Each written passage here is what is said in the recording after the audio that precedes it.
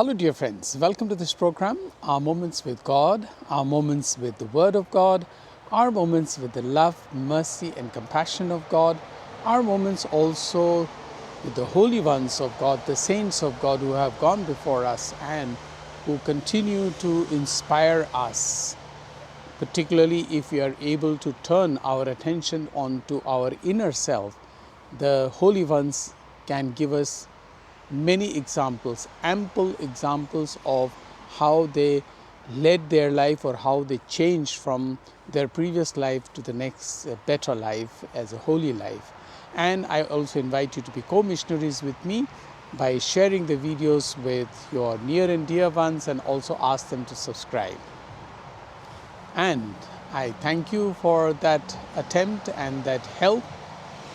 Today, of course, is the 18th Sunday of the year, and we have wonderful readings. We find, of course, in the first reading, the very beautiful reading about vanity of vanities. Everything is vanity. Vanity of vanities, everything is vanity. And the gospel, the reading says, "What does it profit a man when he toils all his life with from anxiety and everything? What does it profit?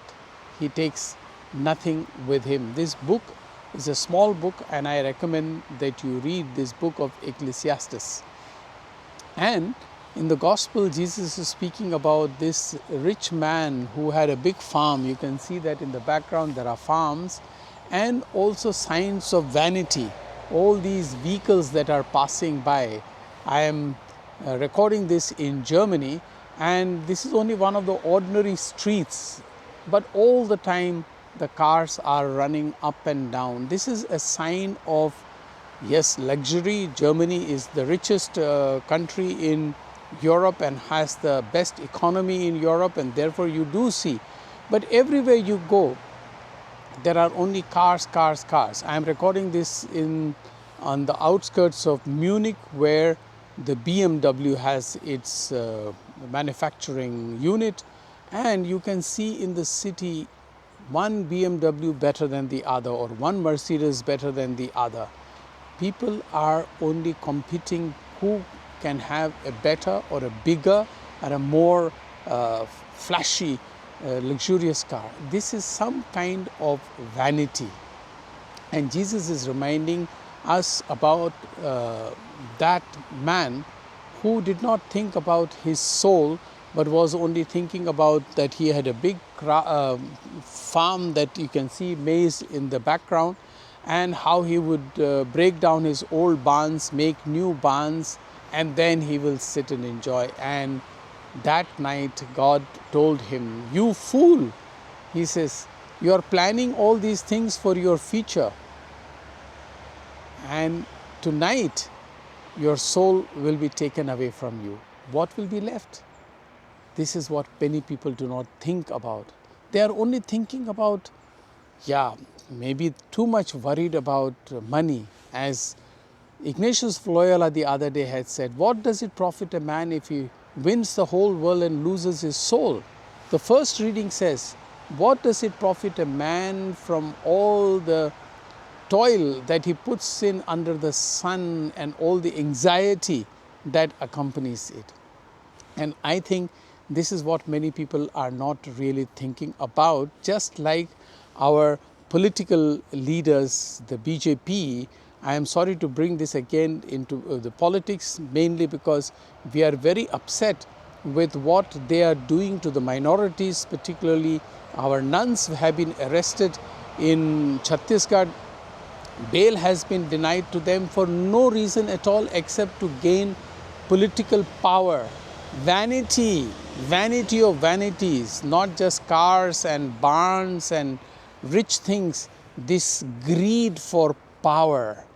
It is not just greed for money that is a vanity.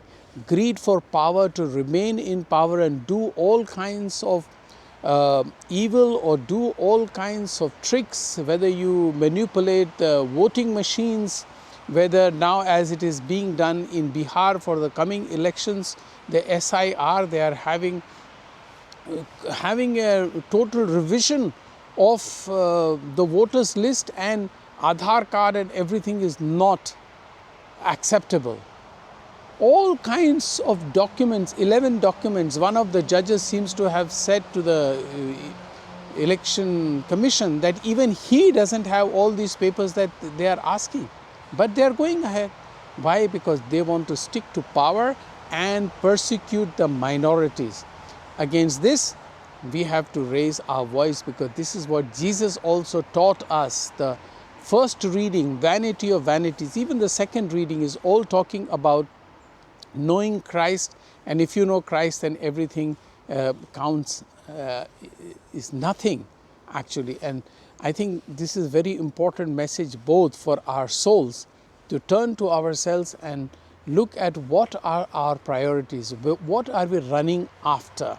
And we should also remind the politicians that we are not